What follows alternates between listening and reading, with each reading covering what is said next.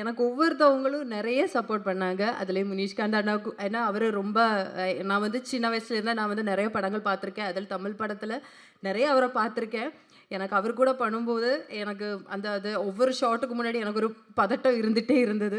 Like எப்படி தான் நடிக்க போகுது அவங்களுக்கு ஆப்போசிட்டான்றது. பட் அவங்க என்ன வந்து ரொம்ப எப்படி சொல்றது? எனக்கு அந்த சீன்ஸ் எல்லாம் வந்து என்ன பண்ணணும்? எப்படி அந்த டைமிங் நம்ம அந்த டைமிங் எப்படி புடிச்சு பண்ணணுங்கிறதெல்லாம் கரெக்ட்டா எனக்கு வந்து சொல்லிக் குடுத்து, எனக்கு ரொம்ப ஹெல்ப் பண்ணாங்க. And thank you so much for that.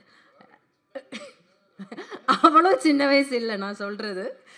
But இருந்தாலும் லைக் அண்ட் அந்த சப்போர்ட்டுக்கு ரொம்ப நன்றி. கூல் சுரேஷ் அண்ணா, அவரு நான் சொல்ல வேண்டியது அவங்க கரெக்ட்டா உங்ககிட்ட சொல்லிட்டேன். அந்த ஒரு இன்சிடென்ட் மறக்கவே முடியாது. பிகாஸ் இது த்ரூ அவுட் இந்த பிளேல வந்து நான் வந்து ஒரு எப்படி சொல்றது? நான் கேரக்டர அந்த அளவுக்கு டீப்பா உங்ககிட்ட சொல்ல முடியாது. பிகாஸ் எனக்கு அது சொல்ற இது எனக்கு அவங்க குடுக்கல. ஸோ இருந்தாலும் என்னோட ஒரு கேரக்டர்ல ஒரு சர்டன் போர்ஷன்ல வந்து எனக்கு ஒரு அந்த ஒரு பேய் மாதிரி ஒரு ஒரு திங் வரும். ஸோ அந்த ஒரு சீக்வென்ஸ் எடுத்த டைம்ல வந்து பாவம் அவங்க ரொம்ப கஷ்டப்பட்டாங்க. சீரியஸ்லி கஷ்டப்பட்டாங்க. அண்ட் அவங்க செயின நான் அறுத்துட்டேன். ஸோ அது எனக்கு கொஞ்சம் கஷ்டமா இருந்தது. பட் அதுக்கப்புறம் அத லைக் அது சீன்ஸா பார்க்கும்போது இட்ஸ் ரொம்ப பியூட்டிஃபுல்லா வந்திருக்கு.